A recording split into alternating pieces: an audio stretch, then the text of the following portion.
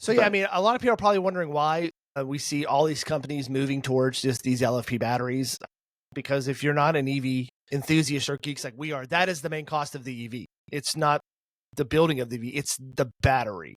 So if we can make cheaper batteries, we can make cheaper EVs. That's the significant cost. So I'm glad that Tesla and Ford and now Chevy are kind of seeing that, hey, we need to kind of go all in on a little bit here on these LFP batteries, especially for our lower end cheap models, because we got to bring those costs down with the expiring or cancellation of the EV tax credit. So they got to find ways to make money. So yeah, I'm glad GM is following in the footsteps of Ford and Tesla with this, and excited to see these rolling out their new cars. Yeah, and I mean, and there's still a place in the market too for these non-LFP packs as well, you know, because LFP isn't a perfect chemistry.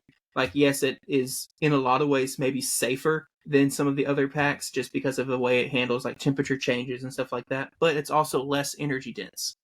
So you get less capacity for the same physical size battery pack and things like that. And they don't do that great in cold weather and things like that too as well, and things like that. They do awesome like in hot weather typically, and you can charge them to 100%. You can really beat them up in that way, but cold weather, they tend to struggle, you know, some things like that. Yeah. But they're cheap because they're not using near as much nickel. Yep. Just critical minerals.